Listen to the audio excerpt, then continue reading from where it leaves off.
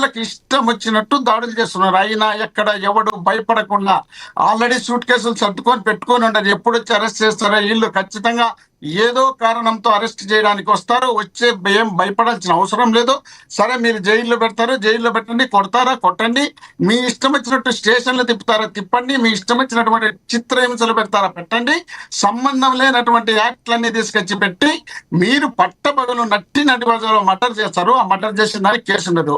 మీరు ఒక ఎమ్మెల్యేగా ప్రాతినిధ్యం వహిస్తున్నటువంటి వ్యక్తి ఒక అమ్మాయిని రకరకాలుగా చిత్రహింసలు పెట్టి కడుపులు చేసి అన్న పెళ్లి చేసుకుంటా అని చెప్పి మోసం చేసి ఆ అమ్మాయి కుయ్యో ముర్రో అయ్యా పార్టీ అధ్యక్షుడిగా ఉన్నటువంటి పవన్ కళ్యాణ్ గారు నీకు ముక్కుతా, నీ ఎమ్మెల్యే నన్ను కడుపు చేసినాడు, నన్ను రేపు చేసినాడు, ఒక అపాయింట్మెంట్ ఇయ్యాయంటే ఆయన అపాయింట్మెంట్ కాదు కదా, ఆయన పార్టీలో రాష్ట్ర కార్యదర్శిగా పనిచేస్తున్నటువంటి తాతం శెట్టి తాతం శెట్టి సంథింగ్ రాష్ట్ర కార్యదర్శి ఆయన పోలీసులు లాఠీ తీసుకొని ఆమెను రోడ్డు మీద పట్ట పగులు కొడతారు. వీళ్ళు దయ్యాలు వేదాలు వల్లిస్తే చూడు, ముసుగులు వేసుకొని నీతులు చెప్తాయి చూడు, అట్లుంది ఈ కూటమి నాయకులు చేస్తున్నటువంటి స్పీచ్ లో.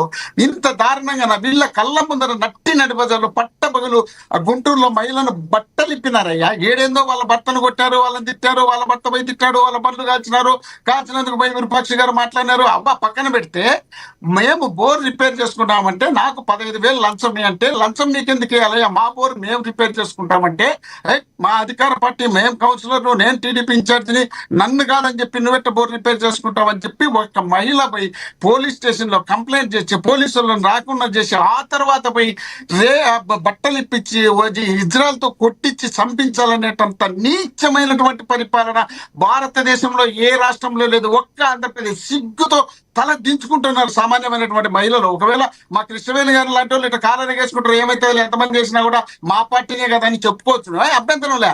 రాయల్ కిరణ్ మెత్త ఘనకార్యం చేసినటువంటి మీడియాలో మాట్లాడినటువంటి రాయల్ కిరణ్ మన కళ్ళ ముందర మనం చూడంగా ఎన్నో సార్లు కొద్దిసేపు ఆగమ్మా, నేను మాట్లాడలేదు కదా, మీరు మాట్లాడేప్పుడు నేను మాట్లాడలేదు కదా, కొద్దిసేపు ఆగండి.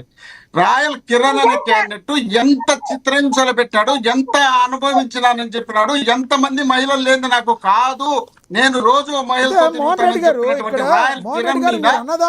చర్యలు తీసుకున్నారు, ఏం చర్యలు తీసుకున్నారు. మోహన్ రెడ్డి గారు ఒక చిన్న గ్యాప్ క్వశ్చన్.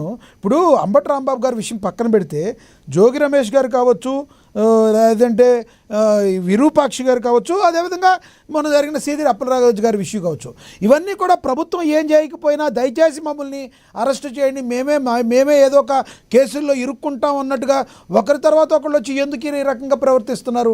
ఇప్పుడు ఆయన ఒక డాక్టర్ గారు, సీదిరి అప్పలరాజు గారు, ఆయన ఏం చేయాలి ఆయనకి తెలియదా అండి? అదేవిధంగా వాళ్ళ కోడలు గారు కేసు పెట్టారు.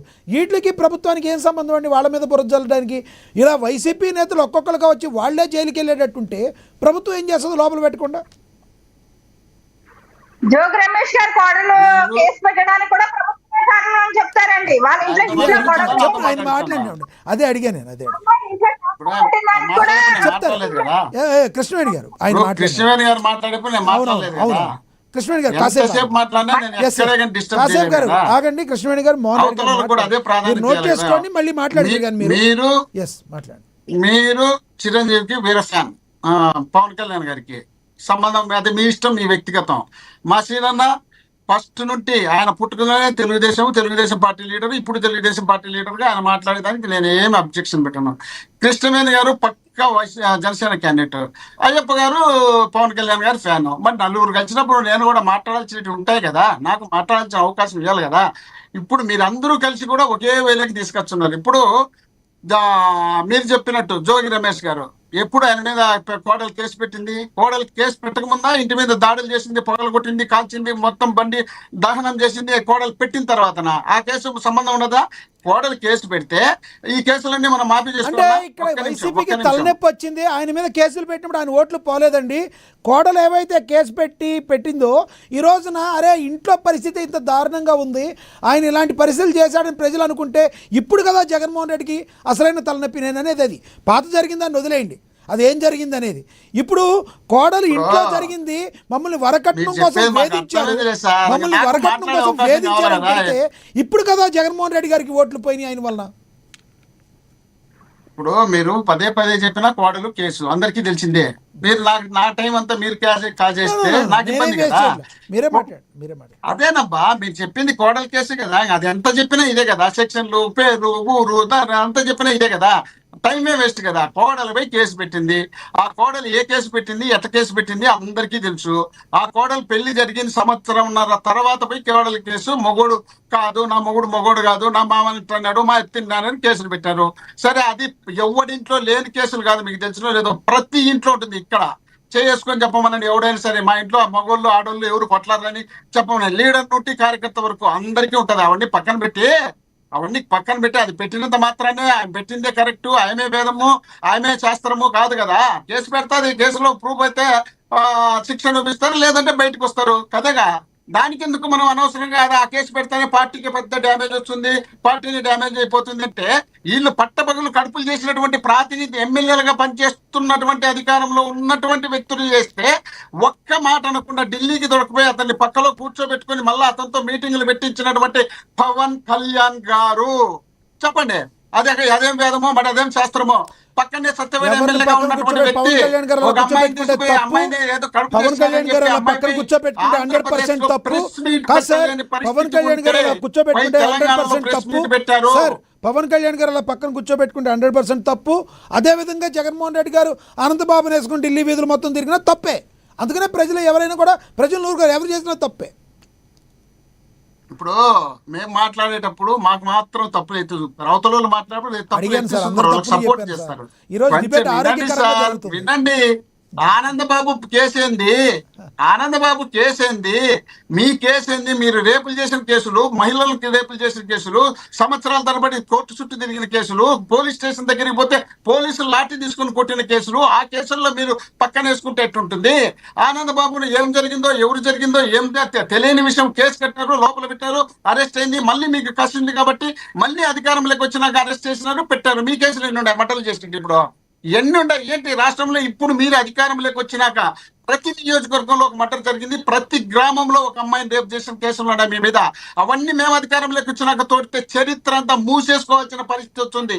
మీకు ఖచ్చితంగా చంద్రబాబు నాయుడు అనే వ్యక్తికి ఆయన ఒక్కడిగా పోటీ చేస్తే ఎప్పుడు గెలవడానికి తెలుసు కాబట్టే ఆయన, ఎందుకంటే ప్రజల పక్షాన పని చేయలేదు కాబట్టే, ప్రజలను మెప్పించలేదు కాబట్టే, ఆయన అధికారంలో ఉన్నప్పుడల్లా ఇదే పనులు చేసినారు కాబట్టే, వాళ్ళు పూర్తి స్థాయిలో ఆర్థిక వనరులు సంపాదించుకోవడానికి పనిచేసినారు కాబట్టి, ఇవన్నీ చేసినారు కాబట్టి ఆయన గెలిచడం తెలుసు కాబట్టి 3 పార్టీలను పెట్టుకున్నారు. 3 పార్టీలు పెట్టుకున్నప్పుడు ప్రజలు ఏమనుకున్నారంటే, ముగ్గురు లీడర్లు కదా, ఏమన్నా ఒకరు తప్పు చేస్తే ఒకరు క్వశ్చన్ చేస్తారేమో, ఇంకోరు తప్పు చేస్తే ఇంకోరు క్వశ్చన్ చేస్తారేమని ప్రజలు నమ్మి ఓటేస్తే, మీరు ప్రజలను నట్టేట ముంచినటువంటి చరిత్ర చంద్రబాబు నాయుడు గారి పరిపాలన కన్నా 95 నుండి 2004 వరకు చంద్రబాబు నాయుడు గారు ముఖ్యమంత్రిగా ఉన్నప్పుడు అప్పుడు చేసిన పరిపాలన కన్నా ఇప్పుడు మీ పరిపాలన దారుణ, దరిద్ర, నీచంగా ఉంది. మీరందరూ కలిసి సపోర్ట్ చేసి పని చేపిస్తున్నారని ప్రజలు భావిస్తున్నారు. కాబట్టే జగన్మోహన్ రెడ్డి గారు బయటకు వెళితే జనం తండోపతండాలుగా వస్తున్నారు. దాన్ని భరించలేక ఏదో విధంగా ఒక పోలీస్ ఎస్ఐను లోపలికి దొప్పిన ఇంకొక సిఐ వచ్చి దొబ్బుతాడు, ఆ పక్కన కానిస్టేబుల్ పట్టుకుంటాడు,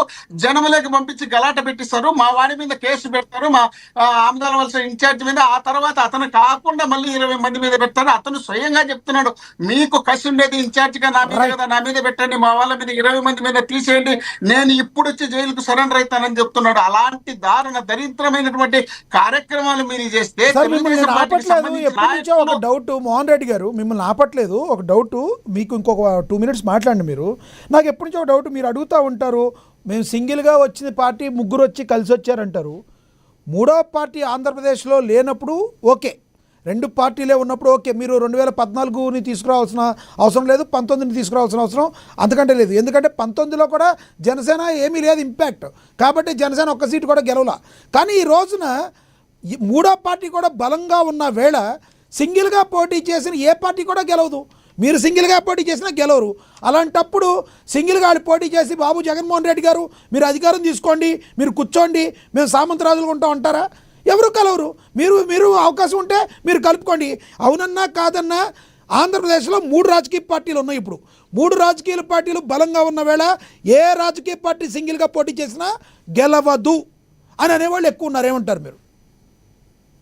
మీకు వయసు చిన్నది, మీకు అనుభవం కూడా తక్కువే, ఎందుకంటే మీరు ప్రెస్ పరంగా మీ అనుభవం మీకు ఉండొచ్చు, నేను కాదన్ను. కానీ రాష్ట్రంలో జరుగుతున్న పరిణామాలపైన మీకు మా ఇంత వయసు అయితే లేదు కదా, లేనప్పుడు మీకు పూర్తి స్థాయిలో అవగాహన కూడా ఉండకపోవచ్చు. అక్కడ ఎన్ని పార్టీలు కలిసినాయి అనేది కాదు ఇంపార్టెంట్, ఎంత పని చేసినారు ప్రజలకు అనేది ఇంపార్టెంట్. ఎంత పని చేసినారు, ఎన్ని అంత నేను పార్టీలు కాదు కలిసి కదా ఎంత సార్, పని మీరు చేసినారు.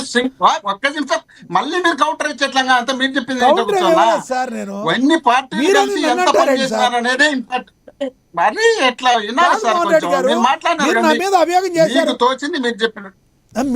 మీరు అన్నారు కదా అభియోగం సార్, మళ్ళా, 3 మీరు పార్టీలు మళ్ళీ- కలిసి మళ్ళా వినండి మీరు మాట్లాడండి. మీరు మళ్ళీ వినండి, మీ మీద అభియోగం కాదు, మీ వయసు వచ్చి ఇప్పుడు నాకన్నా పెద్దడు శ్రీనన్న, మీకన్నా పెద్దోడు నేను, నాకన్నా ఎక్కువ ఆయన చూసింటాడు, అవునండి. మీకన్నా ఎక్కువ నేను చూసిన. ఎక్స్పీరియన్స్ మీకే ఉంటుంది. కాబట్టి నేను చెప్తాను, Acceptable. విమర్శ కాదని చేయలే, అవును. విమర్శ చేయలే, ఎవరు ఎంత పరిపాలన చేసినారు అనేది ఇంపార్టెంట్ తప్ప ఎన్ని పార్టీలు కలిసినా అనేది ఇంపార్టెంట్ కాదు. చూసారా, రాష్ట్రంలో ఎంత ఆన్సర్ మీరే చెప్పారు.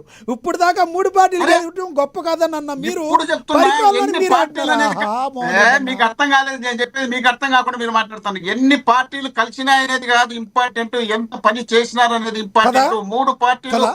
కలిసిన తర్వాత దరిద్రమైనటువంటి పాలన అందించినారు. సింగల్ గా చంద్రబాబు నాయుడు గారు 95 నుండి 94 వరకు 99 వరకు ఉన్నప్పుడు పర్వాలేదనిపించుకున్నాడు. 99లో బీజేపీతో పొత్తు పెట్టుకున్నాక